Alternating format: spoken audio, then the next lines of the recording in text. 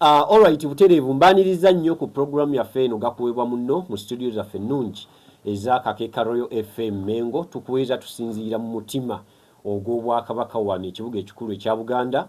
Tukuweeza tusinziira Mengo. Tugenda kubaganya ebirowoozo olunaku olwaleero ku miramwa egitali gimu naddala omulamwa ogw'enjawulo, obulwadde bwa mukenenya obufuuse obuzibu ennyo wano mu Uganda, mu Africa n'ensi yonna okwetooloola, naye nga tutandikidde of course mu mawanga ag'enjawulo mubimu kubikola amawulire wano mu ggwanga Uganda, ate wamu n'ebweru w'eggwanga. Bwe tusitwekingako ne tugenda ebweru w'eggwanga, abasajja aba Hamas n'Abayisirayiri bagenze maaso n'okubanga bakkiriziganya ku ndagaano eyaleeteddwa President wa America, President of the United States, musajja mukulu gwe bataakubira bigambo Donald John Trump.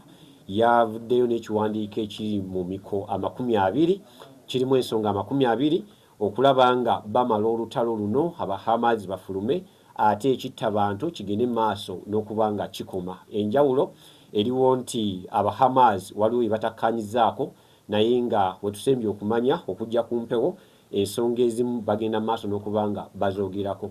Of course amawulire amalala okuva ebweru w'eggwanga bwe tweyongerayo, tugenza okulaba abamu ku bantu okuva mu mawanga agasoba 50 abasajja Abayisirayiri bakwatidde ku maato oba kye bayise Global Samad Flotillas, okwabadde bannansi okuva mu mawanga nga Italy, Spain, okuva mu United States, Indonesia, Japan n'amawanga amalala. Tutegeddeko nti abamu ku abo abasajja Abayisirayiri babakutte ne babazzayo mu mawanga amalala gye babadde bava, ate nga abalala bakyabayina of course mu makomera gaabwe naddala mu ttundutundu eryo eddene owali egundi eyo eddungu lye bayita Nixiot, bakyabayina mu makomera. Bwe tukomawo wano mu ggwanga Uganda, of course campaign z'obwa president zitambulira ddala zigenda maaso, naye ntegeddeko nti abasajja of course abeesimbyewo abatali bamujjukira banominatinga abantu ba mirundi 8,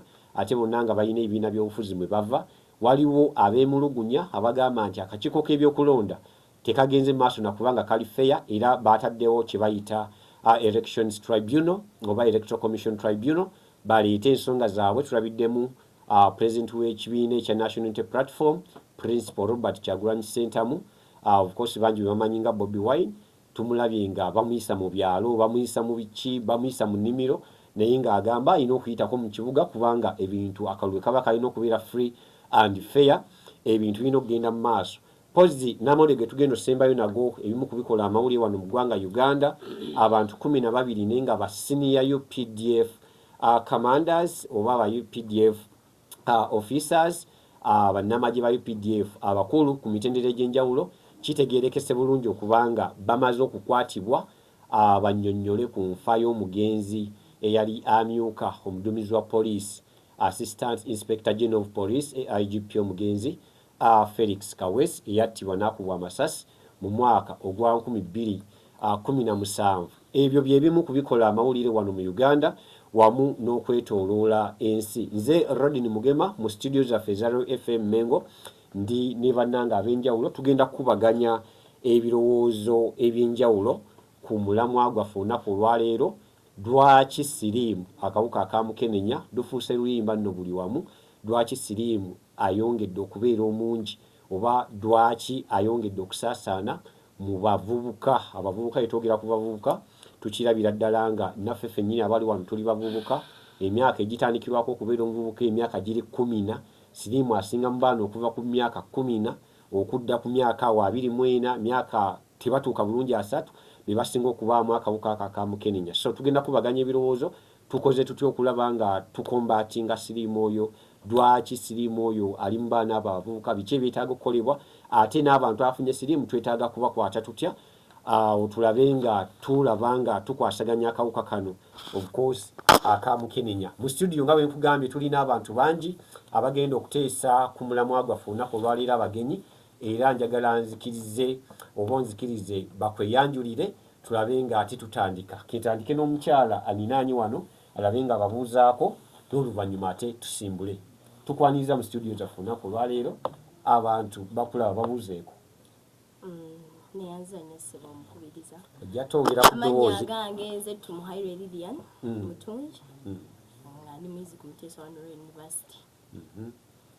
Tweyanziza nnyo tweyanzege naye Kabaka yaba n'amannya gwe oba nalinnya limu. Ssebo omwami amuliraanye abatulaba n'abatuwuliriza yazannya guno Mukisa Mukulu Rodin yalinnya nze James Binojjo era naye ndi muyizi wa MRA University yatongera ku ddoboozi wano ku MRU University ate nga ndi muvubuka nange era nga betugenda okuba nga twogerako waneeno basinza okukosebwa akano akawuka akamukenenya. Kituufu ddala. N'omukyala n'asembayo erinnya nze Namale Aisha Mabirizi era nga nange ndi muyizi wa mass communication wano ku ssettendekero ya Kabaka ya Mutesa the First Royal University.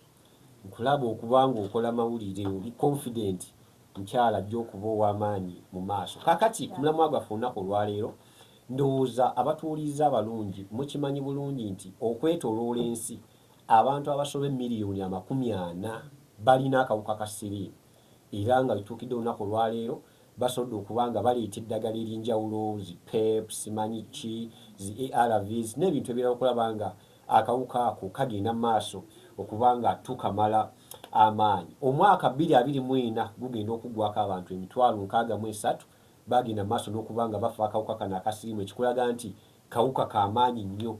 Wano mu ggwanga erya Uganda bwe tuba tuvuddeyo eri mu ggwanga erya Uganda olina abantu ababalirwamu okubanga bagendera ddala mu bantu emiliyoni 1.5 sinakino okusingawo okusinziira ku bibalo ebipya ebyafulumayo oba ebyakavaayo ng'abantu abo balina akawuka kasiriimu be bawangaala nako ekyokulabirako mu bitundu ebyenjawulo nga Mbalala, Masaka, districts ez'Ekalangala n'ebitundu ebirala. Naye waliwo ekintu ekyennyamiza abawuliriza baffe abalungi nti ebibalo bino ebipya ebifulumyeyo bitulaga nti buli lunaku oluyita kati nga uno lwe tulimu erugenda okuyita ssaawa 9 ziri mmeka ssaawa ziri 8 dakiika 41 tubulako essaawa ntono nnyo okulaba nga tuluzire abantu 104 be bakwatibwa akawuka akasiriimu naye abasinga ku abo be abavubuka emyaka gye mbagambyeko. Ekitegeeza nti buli wiiki olina abantu abali mu 703 abantu 7 n'abantu 30 oba n'okusingawo be bakwatibwa akawuka. Abantu 3,167 buli mwezi bakwatibwa akawuka kano. Abantu 3,800 buli mwaka. Sinakino okusingawo akawuka kano lwaki katambulira ku sipiidi y'amaanyi nnyo ya waggulu ate nga katambulira ddala naddala mu bavubuka abali mu myaka wakati wa 2 nga tebannatuuka mu 3. Omukyalo ono Lilian Tumuhairwe nga we yeeyanjudde abawuliriza baffe badde baagala okuwulira nsonga ki z'oyinza okubagamba oba kiki ky'olowooza nti lwaki siriimu yeeyongedde nnyo okutuuka ku bibalo byenkuwadde nti abantu 104 ogenze mu bantu 703 okutuukira ddala ku mwaka mulamba abantu abali mu 3,800 nga bafuna siriimu naye nga okusingira ddala bali mu baana abavubuka. Kiki ekireetawo nnyo kwegamba catalyst eyo ki ekiriwo science kyoyo abavubuka gwe bayitamu okufuna siriimu ki ekireetedde ekyo okulaba nga abavubuka bafuna siriimu omungi nnyo bw'atyo okuba nga atulemeddeko? Nze ngamba ekireetedde ekyo ensonga eyo nti abasinga tebatya. Oza ku lwaki?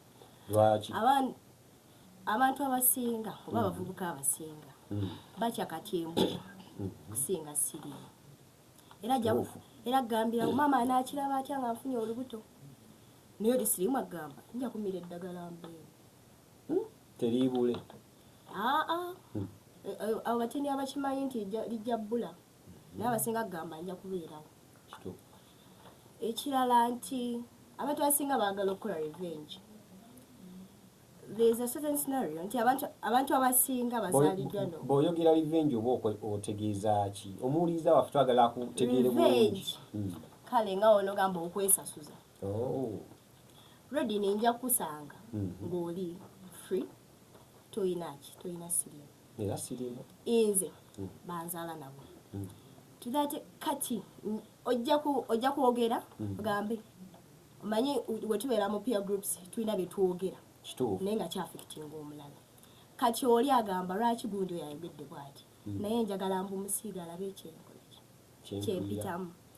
Kati abakulu abatusingako nabo baagala guno omujiji omuto ogujja nagwo gugukoleki naye ekyo kiri feya nagwo gulwala revenge ogikola ku muntu atayaba okusiiga teka situation ojjukira omusawo yakuba omwana empiso y'omusaayi erimu sirimu yali amukoze ekyo tewali kyekyo abantu abamu kyotegeeza nti tima balina emitima emibi omulala yafuna omuwala n'amulaga nti gwe mukyala wange asooka nga buli kimu akimukolera n'atuuka n'amugulira amaka omuwala aba aweze nga amufunisiza olubuto ng'olubuto luwezezza emyezi 7 n'agenda Continental ne bamugamba olina siriimu bwe yajja n'amubuuza n'emusajja gwe lwaki onsiize siriimu n'amugamba nange simanyi yabunsiiga nange yabunsiiga yali mukazi okitegeera tebalumirirwa kamba okusiige naawe obuulire kati ne gwe baasiiga naye asiiga kuba alina abaana 6 naye buli mwana ne kitaawe abaana bo tebalina siriimu abaana tebalina siriimu mpoziko omukulu omusawo yamukolera ettima ng'amuzaala n'atabuziiza naye kati bano abasigadde ekitegeeza nti abasawo balina ekkubo bye basobola okuyita okuziiza obulwadde obwo maama alina siriimu omwana n'ataba nakawuka naye nga agoberedde amateeka gaki g'omusawo ekirala nze ngamba peer groups emikwano gye tukola rodini nja kukusanga ngawammwe mulina buli kimu oba abasigadde balina buli kimu naye nga neegomba ky'olina ebiseera ebisinga bwe tujja ku campus kuno tucreatinga competition within ourselves gundi oyo tansinga okufuna kino nnaku kati newesanga ng'oli gw'ocompetinga naye ewaabwe balina blind kid gwengwawo mmwe temulina naye olina otuuka ku ssa ly'oli okunfuna kwegamba byalina obe nabyo era mutuuka ne mugamba akireese nange enkyanja kireeta kati oba ofa kinensi abantu abamu tebamatira ng'ogenda kumaliriza oyodde akawuka kawa mukenenya ate okasaasaanya era gamba wekubanga naliko okwakasya moyo ngenda okukozesa latrin zaayo gy'olira ssente nensanga abawala baali 2 n'agamba bano balowooza nze newemba njagala ssente nga baŋŋambye gundi oyo alina siriimu naye nga ku nnina ozijja niwegaba kakadde nga nkaagala alina okukamba ne kuba kwebakirawo okitegeera awo abawala bwe baatuuka era oli n'agamba yaŋŋambye sente egenda kunsuula ewabi naye yeemanyi azirunga azinzikoze eki zifunye kati omuntu waasalirawo ekyo kati oba tukyalina kyomugamba onoolwanyisa otya obulwadde nga bwolwanirira bo tebeerwaniridde kituufu era oba olaba bugenda bukolaki bweyongedde okimanyi eri abantu agamba gundi oyo sisobola mumwambalira nga mumwambalira kuki gwe mulabe bwanyirira akebeza maaso ngamba anaabwona atya bannange mulekere okukebeza amaaso omukyala abannyonnyodde bulungi nnyo ebintu bya competition abawala bannaye era abasinga kubanga ebibalo byongera okutulagira ddala nti abawala obulwadde businga mu bawala jjukira bw'aba akafunye ow'omuntu omu kati ng'ensonga ye bazitaanyiza nti mulimu revenge mulimu okwegomba bw'obanga liyala ekintu nga tosobola kyetuusaako ewaka nga tebasobola kikuwanga tekyetaagisa nnyo mulimu ebintu ebimu nga si basic need sigamba nti kyakulya ate sina buli kyakulya ngabanga kawunga nga kemulina ewaka mugende maaso n'okuba nga mukozesaawo naye nga tukyali ku mulamwa gwaffe mwami Binojjo ssebo abantu baagala okuwulira enteesa yo ku mulamwa guno lwaki abaana abali mu myaka egiri wakati w'10 ne 20 boyinza okuyita abavubuka lwaki be basingamu obulwadde bwa siriimu nsonga ki etutuusizaawo mwami Mugenwa neyanziza nnyo olw'omukisa guno gw'ompadde okwogera kw'eno ensonga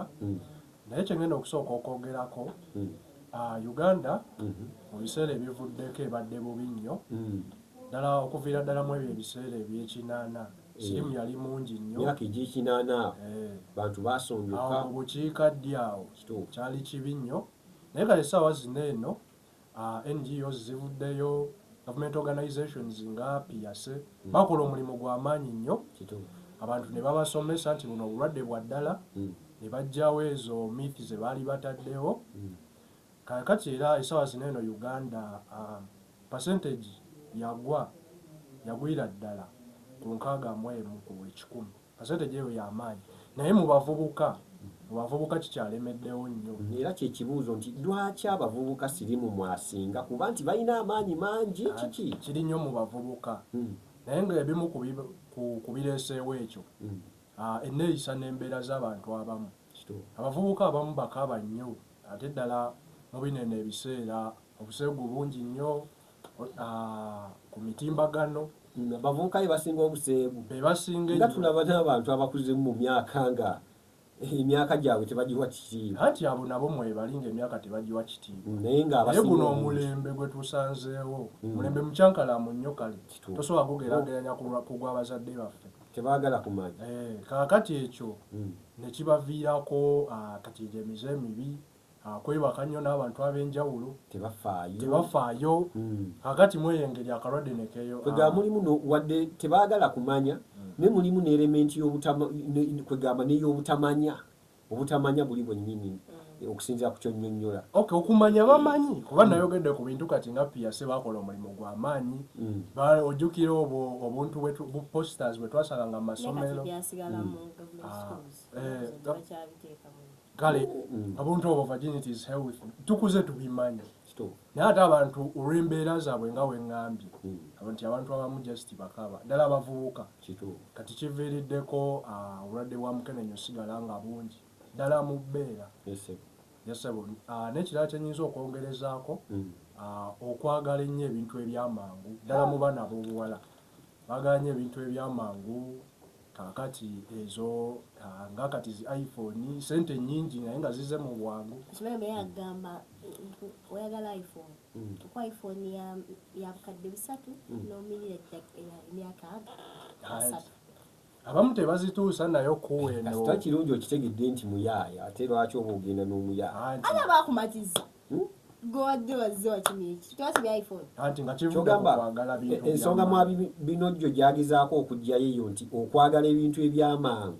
Abamu bye batamanyidde iPhone biki. Babiraba n'abantu abalala. Baagala batuuke we batannatuuka mangu. Nsonga eyo nkulu nnyo. Kuba okirowoozaamu kale abakyala kyabatondebwa nti nno baagala nnyo ebisinga. Kuba otunuulira n'ebiseera ebikadde. Tebalinako mu kwegomba. Naye lwakuba kati mu bineeno ebiseera zino modern times ate kati kintu kibi kifuuse ekintu ekibi. Kuba kati awo basobola okugwa mu butego. Bamaliriza bagenze kusaabala. N'alowooza nti nno bajja afunayo kishuga daddi akiggyemu byayagala then obulamu bwe bugende mu maaso akole byayagala. Kituufu. Naye ate beesanga baggyemu bulwadde. Ate baggyemu bulwadde nga kwegamba obulwadde nga bebafunye ne byebafunyemu nga tebusobola kubakuuma oba kubajjanja. Tebirina nakyo bisobola bayamba. Nga tebayisobola kufuna buyambi. Tweyanziza nnyo tweyanzeege mwami binojjo James. Ensonga gyogeddeko nkulu nnyo kubanga abaana tebeepimira. Tebaagala kumanya oba enneeyisa y'abantu n'okulaba ebintu nga ebitambula. Mpozi n'ensonga mwami binojjo gyatutegeezezzaako ey'okubanga abawala bano naye bawala bokka njagala kukifuna kuva gy'oli abawuliriza baagala okututegeeza. Okusingira ddala. Naye n'abalenzi kale abamu. N'abalenzi bennyini kuba abakyala bano abakozemu kasimbi kaabwe babalimba n'essimu ezo zirina amaaso 3. N'abalenzi nabo kibalimu. Maaso 3 ago gagenda leeta obuzibu. Naye nga tweyanziza nnyo tweyanzeege nga tetunnagenda wa mukyala Aisha Namale Mabirizi naye abe nga omukoosa atubuulira ebirowoozo ebyalina ku mulamwa guno olunaku olwaleero. Mbadde njagala okujjukiza kubamu kubateekamu ensimbi bannaffe aba Abe Steel Metal Fabrication and Designer Uganda. Bw'oba oyagala ekikwatagana ku buli kimu nga kikwatagana ku nzigi ozimba ennyumba yo oyagala giggala weekwate ba Abe Steel Metal Fabrication and Designer Uganda. Basangibwawo Kisaasi Kulambya Ring Road. Balina enzigi ez'enjawulo sliding gates. Balina enzigi ez'omutawaana gwe gendayo bugenzi olonde size olonde buli kyoyagala buli kamu olabe nga otambula ne bannaffe abo aba Abe Steel Metal Fabrication and Designer Uganda. Bakujjukiza nti bajja kuwa discount, bajja kuwa n'entambula egenda okutuusa ebintu byo wonna w'oyagala okubituusa era nga byonga bwe kugambye nti basangibwa Kisasi Kulambya Ring Road era nga bafulumira ddala ne mu Kampala okulaba nga bakutuusaako obuweereza bwabwe. Bw'obanga obeetaaze osobola bakubira ku nnamba zaabwe z'essimu, nnamba eya Airtel eri 0757151717 osembyeyo 4 oba ennamba eya MTN 0784306148. Ennyumba yo giggale mu kitiibwa nga okwasaganyiriza wamu ne bannaffe aba Abe Steel Metal Fabrication and Designer Uganda. Osmosis is coming. Osmosis, what's the money? When do you see him? Send him to Momo. My bossy, can I borrow fuel? Biggie money, can I borrow renty? Manager, give me some caloni. Okay, what about 5K?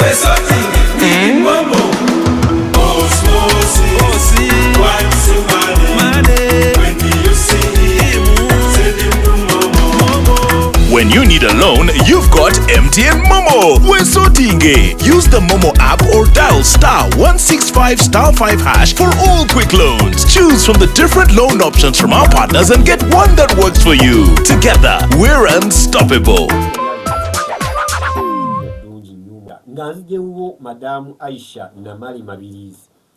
Erinnya Mabirizi ninge yali aliwuliddeko. Dinnya ddungi nnyo omwami oyo mumanyi bulungi. Naye nga ku mulamwa gwaffe guno gwennyininyini abaana bano abavubuka lwaki obulwadde businga mu bo? Kubanga n'abantu abalala we bali age zigenda zikyuka 36 omulina abatukulembera olaba nga bakuzeemu. Lwaki abavubuka bano be basinga okubaamu obulwadde buno bwa nawokeera? Neyanziza nnyo omukisa guno ogumpeereddwa. Yes. Eri omuwuliriza waffe omulungi erinnya nze Namali Aisha Mabirizi. Kakati ku nsonga eyo oba ku mulamu ogwo nga bannange bano bwe bazze battaanya ensonga eyo, ebigambo ebyogeddwa bituufu nnyo era ze zimu ku nsonga zange, naye nga ngatteko waliwo kye bayita heartbreak mu bavubuka ereeta siriimu. Kati nzijja okunnyonnyola omwana ono wamala okufuna ng'abadde alina omuntu gw'ayagala n'afuna heartbreak ne bamumenya omutima naye nga tafunye siriimu. Oli amumenya omutima tamufunisizza siriimu nga kituufu omutima gumenyeka. Kaakati awo kituufu nnyo ate musigaza n'oyeba bakuyita kuyeba naye omutima ne guyeba okitegedde kubanga mukiwulira nnyo omutima gumenyeka ate n'agwa mu mukwano n'omuntu omulala katugudda gutya. Mu bavubuka bano jjukira omukwano ddala omukwano ogwo ogusooka omwana amusanga amuwadde amulaze byatalabangako ate amaze akoze eki amuleseewo. Kaakati awo wennyini abaana abasinga bwe batabukira n'agamba kati nange baba nkoze bino nange ngenda kukola ekyo. Nze I had a scenario whereby nayokana n'omuntu n'angamba we planned we move. We play what? Okategedde? Ate nga tebambala we planned we move. Okategedde? Omuwuliriza waabwe ssuubira nti akategedde bulungi. Tuzannya ne tweyongerayo kwegamba amala ozannyawo n'avaawo n'akola ki n'akwata omulala. Ayina ogenda mu tournament eddako. Kati awo ne bw'aba siriimu nga mubadde mu muyina ng'oyo muvubuka abadde amuyina wallahi aba alina omusigo omulala. Bw'apulaninga n'amuvinga gyamuvinze ng'asiigayo naye nga nono gwe yalesera yalese amusiize nono agenda ku playinga naye amuvinge. Yeyo revenge ndowooza munnange gye yayogeddeko. Kika kya mukwano kyekyo nange sinnakimanya naye nga kyekiri mu bavubuka ngegogwo omukwano oguli mu bavubuka. We plan and we pray and move. Tuzanya ne tweyongerayo. Kyawukanako ne hit and run. Sisuubira nti kyawukanako ne hit and run. Ate eriyo okugamba hit and run ng'akola ki? Nga mulamu. Nga mulamu. Naye akakoze nga si ki. so waba era nga era mulamu emikisa gye gy'okukafuna giba waggulu kubanga gyatagalira weewangi n'ensonga endala abaana banguwa okwesiga omuntu n'omwesiga onywedde ku kyanyweddeko obulwadde buno tebuyita through sex naye buyita ne mu malusu kyogamba abantu tebeesige bannaabwe si kubasosola kubanga madamu Aisha era ekyo kindeeta ne ku kibuuzo kye mbadde ngenda okuddako kubuuza nti abantu abawangaala n'akawuka akamukenenya bo nga baamala okafuna oba bamuzaala nako oba oli awo ne waba yakenoonyeza naye akafune tekakyadda mabega bo ababeera nabo bawangaale nabo batya bannange nze leka nkubuulireko nze mu maka mwenkulidde mama wange anneewazizanga nnyo era nga wakitegeera nti no omuntu oyo alabika si mulamu wallahi nga bagamba mumwewale kubanga tebalina kisa balina ettima abo abantu asobola nosalawo n'asala omusaayi n'agubateera mu byokunywa namwena ne mukafuna ne waba wa Luganda yes kyekiba kimukoze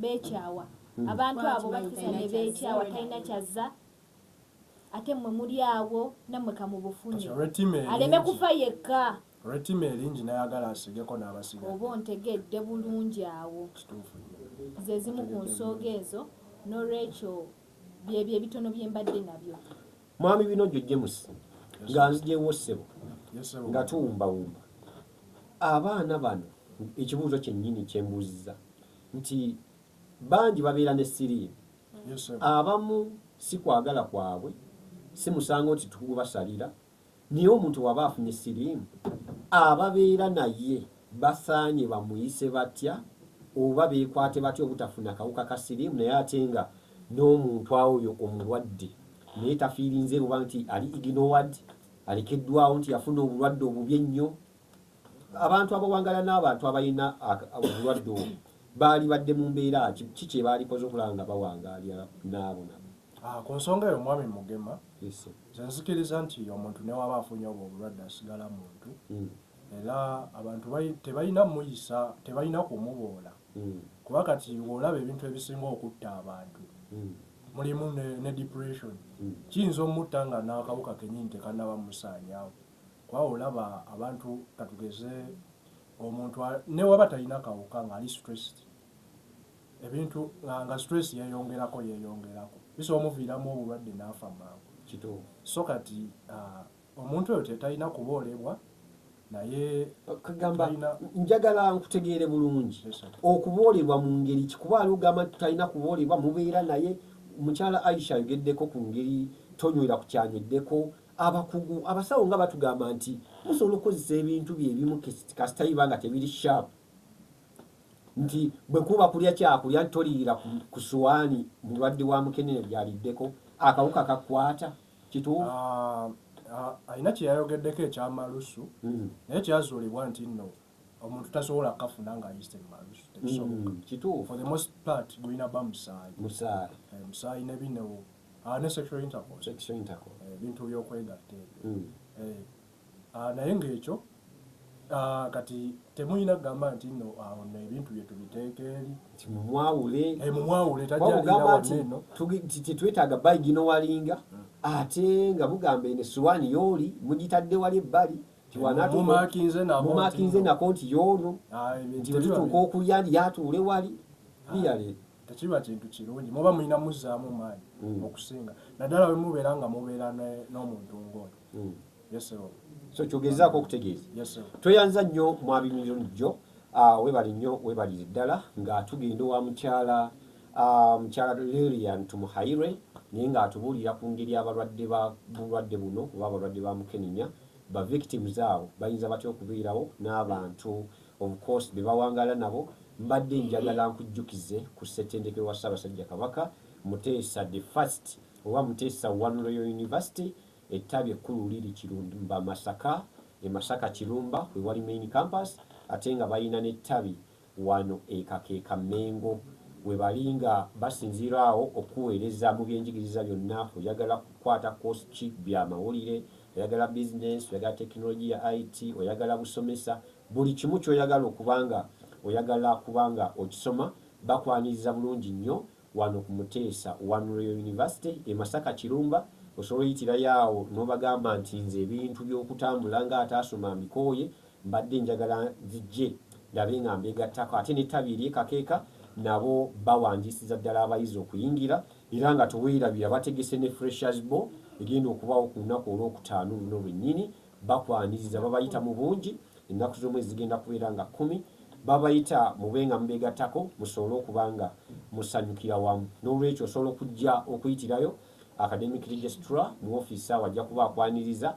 Ate abantu bonna abali ku Muteesa tosobola kujja n'otandika kubuuza nti ate lwengenda sitegeerawo biki. Kutandikira ddala wa sikaali aggula gate ajja kulagira wajja olaga, oba osobola okubasangako ku mukutu gwabwe ogwa www.muteesa1royaluniversity.ac.ug olabe nga ofuna ebisingawo. Katukomewo katono mu kuwummulamu, katweyongereyo butereevu n'omulama. Mwami mukyala Lilian Tumuhairwe gwabadde addako okutubuulira ku nsonga nga we zigenda mu maaso. Abalwadde ba siriimu bano tukoze tutya, oba abawangala n'akawuka aka mukenenya ababeera nabo ne be babeera nabo nga balwadde ba mukenenya bakoze batya, biki bibateekeddwa okukola okulaba nga bawangala n'abantu abawangala n'akawuka ako, kubanga tebakafunanga baagala, tebakafunanga ki, ate omuntu afunye siriimu sigamba nti tumuyeeyo. Tukoze tutya? Nze mukulaba okwange nze Nteesa ojja twongera ku ddoboozi feelinga nti tali out of place. Bw'ogamba nti twali baagadde obanga agamba nti olina kyogenda twandibalaze okwagala oba okozesa ekigambo nti abantu abo tubaagale. Omanyi tulina different types of love. Kati eriyo love ng'omuntu omulaga nti toyina kuboolebwa okuba n'obulwadde obwo si nsobi. Kituufu. Ddala bano kati waliwo bano abazaalibwa nabo onoomuboola nti gundi wafuna obulwadde genda. Kati buli lw'omuboola acreatinga self stigma nti nze era sisobola kino, nze era tebanjagala. Olina omukumaakuma gwe mwennyini oli omukumaakuma otya n'omuzzaamu amaanyi nti si ggwe wekkaaliyo mu nsi eno okukola kino oba okusiiga obulala si gwe kukola ki, si gwe okuwona oba ofuna. Then ekirala nti tulina Aisha kyayogeddeko nti eriyo sharp objects. I have my uncle saawa zino mugenzi yafuna obulwadde, omuvubuka gwe yali abeera naye ewaka bakozesa by that time bali nayoka tezaali tezinyigi n'akozesa ejjirita ezo zisala n'afuna obulwadde era yali aweza 39 bandi n'afa. teyafuna bujanjabi? Yafuna naye eddagala yatuuka n'alikozesa mubi ng'alikuuma n'akola kinaafu. Kati ebintu ebimu tulina obyewala. Gundi wakozesa kino akina bwambe osobola okukola ki n'obyewala. N'ekirala nti tulina obubakola nga onogamba babatwala emisomo kozi ennaku zino emisomo gikendeddemu gikubirizibwa olwakuba ndabyewo nti Kabaka alina kyakubiriza kati naddala mu Kabaka birthday right alina kyeyongerako naye beetaaga okuddamu everyday and everyday n'omujjukiza like n'obasomesa. Kituufu. Tweyanziza nnyo, tweyanze. Kakati nga tumaliriza ekintu kino okukigayiziyaamu tukiteeke in a broader perspective. Nti tubadde tutunuulira empangala y'abantu abalina akawuka kano n'abo bye babeera nabo bayinza kukola ki. Kati nga tukigazizaamu ko nga stretchings tumaze okulaba biki ebireeta akawuka ka siriimu, naddala lwaki kasinga mu bavubuka, ensonga muzitandiza bulungi era abantu kakasa nti bazuulidde bulungi. Kakati biki wamu nga tubigasi ebyalisobodde okukolebwa era naddala ku mutendero gw'abavubuka bo baalikoze batya, biki ebisobola okukolebwa okulaba nga akawuka ka mukenenya kagenda mu maaso n'okuba nga kakendeera. Ssaabasajja Kabaka wa Buganda Ronald Muwenda Mutebi II yaweebwa obuvunaanyizibwa ekitongole ekya UNAIDS okulaba nga akulemberamu oba nga akwata omumuli ogw'okulaba nga obulwadde buno bugendera ddala maaso kubanga tubulinnya ku nfeete tugende kutuuka mu mwaka ogwa 2023 nga tetulina bulwadde bwe. N'olwekyo njagala abantu abatuwuliriza biki ebisobola okukolebwa sinsi nti akawuka akamukenenya kasinga mu bavubuka, kati biki oba zetwayise solutions oba kwegamba ebisaanyi okukolebwa, ebisaanyi okuteekebwa ku mmeeza, ebisaanyi okukolebwako okulaba nga binyikizibwa abantu bano basobole okuba nga bagendera ddala mu maaso okulaba nga akawuka bakeewala abatannakafuna ate n'abali nako balabe nga tebasiiga balala. Ogenda kubanga otuwa endowoozayo ate mu luvannyuma oba mu ngeri emu osibule abatuwuliriza. Njagala kutandika naawe mukyala Lilian tube nga tuvira ddala eyo. Natukomekereza nze mbadde nteesa. Manyi mu nsi muno bw'otambulira ku bunkenke like togwirana nannyo ekigere.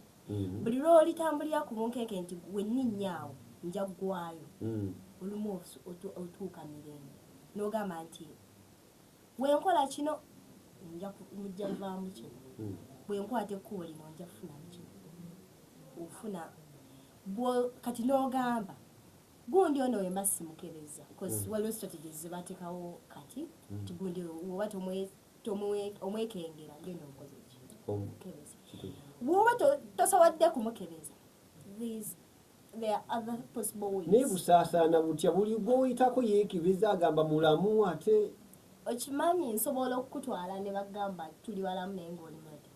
Kati ekyo kimalawo akawuka?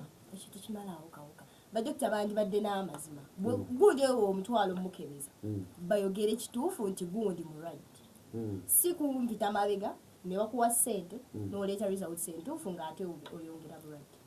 Tweyanziza nnyo tweyanze eki nga tugenda ewa mwami Binojjo okubanga naye atuwa ensonga z'alowooza okubanga zisobola okukolebwa okulaba nga akawuka kano tukalinnisa ku nfeete. Njagala okujjukiza ku bannaffe aba D-Phone Solutions buli ogw'ennaku zino alina essimu, otambula n'essimu naye obudde bwonna essimu esobola okwonooneka, essimu esobola okwekyanga, ogikwata awo egaana okwaka, egaana okukuba, egaana okuteekako torch, bintu bingi aye naddala ku bayizi abasoma buli muntu yeetaaga essimu. N'olwekyo bannaffe bano aba D-Phone Services bo bakugambye nti buli kimu ekyo kyonna baakimaze baakikozeeko kyonna mu ngeri emu oba endala. Ate ekikwegamba engeri emu gye bayawukanako ku balala togenda basanga wantu walala wonna mbw ate otindidde olugendo mbw ate ogenda ku kizimbe bwe kiti otuuseewo obuze ate amadaala gaseseetuse ate enkuba ebadde etonnye. Bano bakubira bukubizi ku ssimu yaabwe ne bajja ne bakutuusaako obweza bwabwe ba online oba ba mobile batambula buli wamu ebitundu bya Kampala byonna n'okwetoola buli w'oli ne bwoba oli ludda wange essimu yo etandise okukumirirako amalala bajja kulaba nga babaako engeri gye bagikutereeza. Bakube ku ssimu zaabwe 0703 83 04 oba ku namba yaabwe 0785 13 74 37. Be bannaffe aba D-Phone Solutions abazze okuwonya amasimu ag'amawaggali agagenda mu maaso okubanga gakulemesa emirimu. Mwami Binojjo James, abantu abalina akawuka ka mukenenya bangi twabogeddeko nti basoba miliyoni 1.5 n'okusoba buli lunaku bafuna akawuka. Twabogeddeko abawala be basingamu akawuka districts nga Mbalala, Kalangala tubirabye byonna ate nga kasinga mu bavubuka abali mu myaka 10 myaka 24 25. Biki ebyetaaga okuteekebwako nnyo omulaka oba essira okulaba nga akawuka kano oba obulwadde buno tulinnya ku nfeete twabe nga tubeera mu nsi etaliimu kawuka kasiri? Neyanza nnyo nate mwami Mugema. Kyenyinza osooka okugamba oba kye mbasooka okugamba abavubuka bo bennyini babeere nga beefaako, babeere nga beegendereza. Tomala gagenda na muntu gw'otamanyi bulungi. Ne Katikkiro akyogira wetegereze nnyo. Wetegereze nnyo omuntu kati munna kuba ekituufu mu bavubuka buno obulwadde businga kusaasaanira mu bintu mu bikolwa eby'okwegatta over 70%. Ate era ndowooza kitegereka nti nabe bangi kwetooloola ensi bonna ne wano mu Uganda bakola ebitundu singa 7 ku buli 10. Ate bangi ajjukira n'ebintu ebibatomera kati Cuba ki kituufu ezo sex hormones mwaka akaseera ziba z'amaanyi nnyo mu bavubuka ddala babe 13 12 awo kakati n'ekirala balina okwongera okubabuulirira abantu bekikwatako abasomesa abazadde tebalina kutya kwogera ku bintu binene balina okuba nga babyogerako abavubuka babongeremu okuba nga bamanyi ekigenda mu maaso kuba guno omulembe mulimu ebikemo bingi ate ogattako n'obutamanya byebimu ku bisinza osiba akawuka ka mukenenya mu bavubuka so okubuulirira kintu kikulu nnyo kuba era si be babeera abakulu ddala kati myaka 13 si be baba bategeere nnyo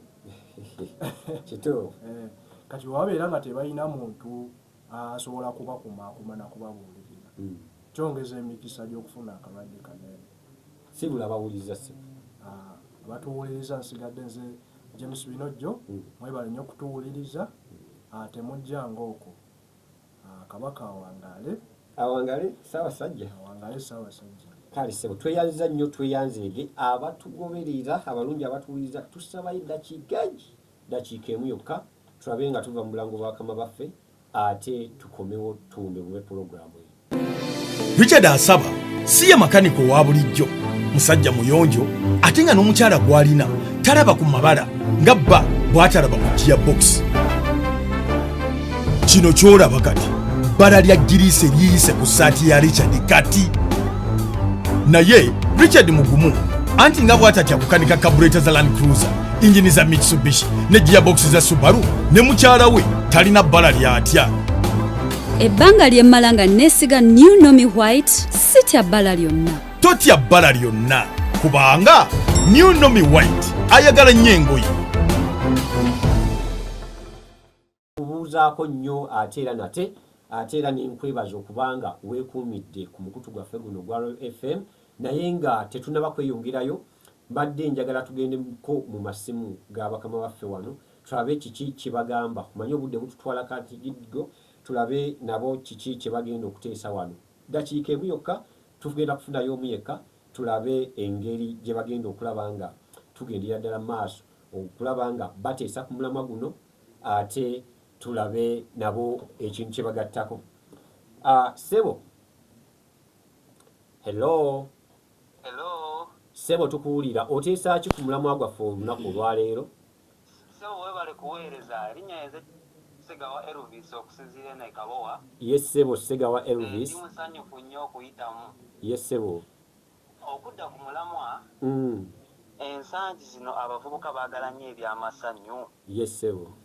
Ebyamasanyu ebyo bagenda mu pate kyakwezera bafundikira bakoze ebikolwa eby'okuzontowala. Yes Sebo. Mu ngeri nti omuwala afundikira agenze oba yebase n'abasajja ab'enjawulo. Yes Sebo.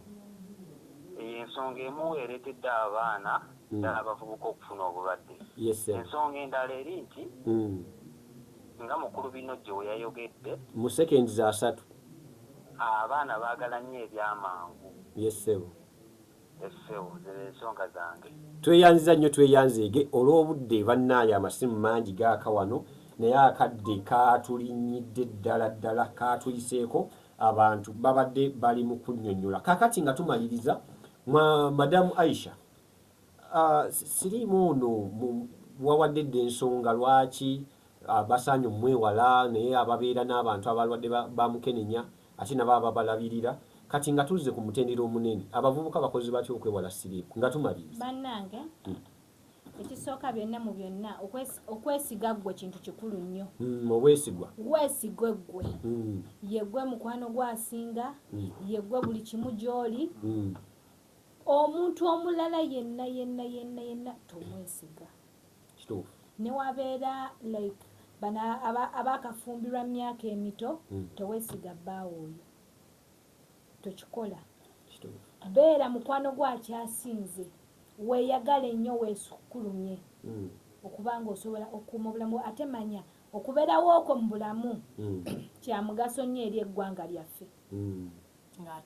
oli asset ya omuntu kegamba asset ya government government ena igenda kujja musolo ng'abantu balwala abavubuka be bali mu kufa ate ddala ffe emijiji emito nga ffe abalwala kitegedde ekintu ekyo akantu ako kategere nnyo ate nekirala abaana ab'obuwala n'abaana ab'obulenzi omuntu kasita ovaayo akadda nnyuma kassa toddayo tetugenda kusukkawo wano tubeebaza bwebaza okubanga mubadde bawuliriza balungi okuva gye twavudde obulwadde obwamukenenya bungi busaasaanidde ddala ku speed ey'enjawulo naye ate bwe tuba nga tukwatidde wamu ne tulaba nga ebintu byonna byonna ebiteeseddwa abagenyi bange olunaku olwaleero mu studio zaffe eza FM Kakeeka tusobolera ddala okugenda mu maaso n'okuba nga tulaba nga tulinnya obulwadde buno ku nfeete katumalirize nga nkujjukiza bannaffe aba Success Motors bagambye tufa nga toguze emmotoka ojjawulira ettima nga tebakututteeko ate ng'osobola okugenda n'okwata emmotoka n'osasulako kibanja mpola ng'obadde okimanyi nti ku miliyoni emu bweti osobola okugenda n'obaako engeri gy'osiba ku mmotoka ye ey'ekiroto kyo n'olaba nga ovuga emmotoka naawe n'olaba nga ogendera ddala maaso n'okujooga basangibwa wali Nakawa along Jinja Road oba okuliraana Jinja Road ate nga basangibwawo wennyininyini okuliraana Pepsi Cola Company awo ojja basangawo genda ogeremuko nabo oyagala zimpenkoni ziviteezi zimmotoka ez'amaanyi zinuwa zi Subaru n'emmotoka zonna bazituusizza olunaku olwaleero babadde balina ebintu bingi nnyo ebibatawanyatawanyamu awo naye nga bakomyewo bubi nnyo emmotoka bazina pozi ne bannaffe aba Forest Resort abasangibwa erweza okajjansi ku luguudo olw'Entebbe bakwaniriza bakugamba nti buli lunaku balina omuyimbi ow'enjawulo Kids Park balina abaana be bazannyira balina we bategekera emikolo bw'oba oyagala kwesanyusaamu oyagala kuwummulamuko ebirowoozo bingi Uganda ekuvuga speed ebintu nga ebitambula gendako obanoonyeeko oba osobola bakubirako ku ssimu zaabwe 077 osobola bakubirako ku ssimu zaabwe 0778 83 34 oba osembyeyo 86 olabe nga osobolera ddala okubafuna osobola n'obanoonyaako ku mukutu gwabwe the forest resort .reza@gmail.com olabe nga ofunira ddala obuweereza bwabwe tetugenda kusukkawo wano abaddewo okuweza olunaku lwaleero nze Rodin Mugema the Afro Pessimist awangaale Ssaabasajja Kabaka